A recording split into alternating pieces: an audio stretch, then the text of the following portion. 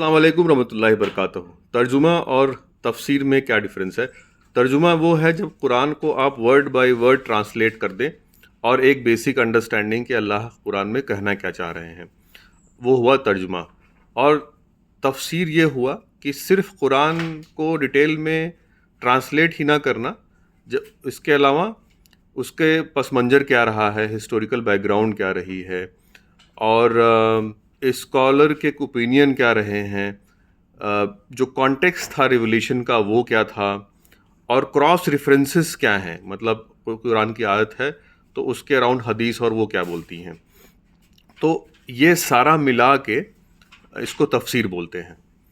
और मिसाल के तौर पे अगर आप एक एग्ज़ाम्पल लें तो सूरह इखलास एग्ज़ाम्पल लें। सूरह इखलास में जो है आयत कुल हुवल्लाहु अहद अल्लाहु समद लम यलिद वलम यूलद वलम यकुल लहू कुफुवन अहद।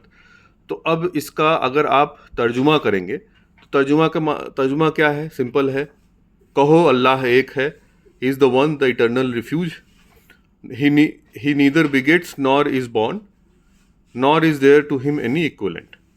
अब ये तर्जुमा हो गया।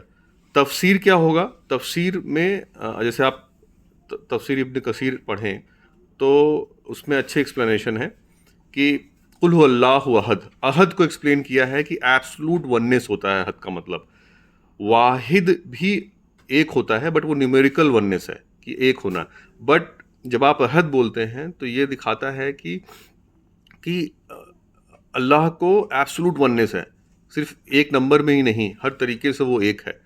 और इसमें आप अगर वो हवाला दें जिसमें सैयदना बिलाल जब वो ग़ुलाम थे और उनको जब प्रोसिक्यूट किया गया मक्का में, तो उन्होंने पत्थर रख दिया गया उनके चेस्ट पे, तो उस पे उन्होंने क्या बोला? अहद अहद। तो ये एक अच्छा एग्जाम्पल है जब आप देते हैं तफसीर को एक्सप्लेन करने के लिए। सेकंड आगे चलिए तो कुल हुवल्लाहु अहद के बाद कुल हुवल्लाहु अहद अल्लाहु Samad. Samad means self sufficient, वो इंडिपेंडेंट है अल्लाह। इसका पस मंजर क्या है कि जब मक्कन ये बिलीव करते थे कि भाई उनको क्रिएटर्स को हमारी ज़रूरत होती है।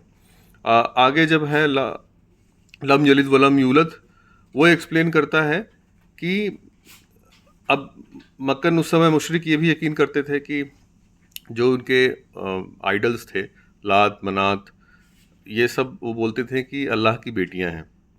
तो अल्लाह ने ये बहुत क्लियर कर दिया कि ना वो पैदा हुआ है ना वो जनता है। और फिर आखिरी में जब वो बोलते हैं वलम यकुल लहू कुफुवन अहद, कि अब इसका माने क्या था कि उसके बराबरी का कोई नहीं है। अब आपको पता है कि उस समय करीब 360 आइडल से ज़्यादा थे इन एंड अराउंड काबा जो रखे हुए थे, जो उस पर लोग यकीन करते थे। तो ये भी एक्सप्लेनेशन आप दे सकते हैं तफसीर में कि इतने सारे वो थे। फिर क्रॉस रेफरेंसेस इसके मुतालिक दे सकते हैं कि सूरह इखलास को पढ़ना सही बुखारी में आता है कि एक तो ये Surah Ikhlas is equivalent to 1/3 of Quran, क्योंकि ये इसको सूरह ऑफ तौहीद भी बोलते हैं, वननेस बोलते हैं कि अल्लाह ताला की मोनोथिज़म को प्रोपोगेट किया है, जो सेंट्रल थीम है इस्लाम में।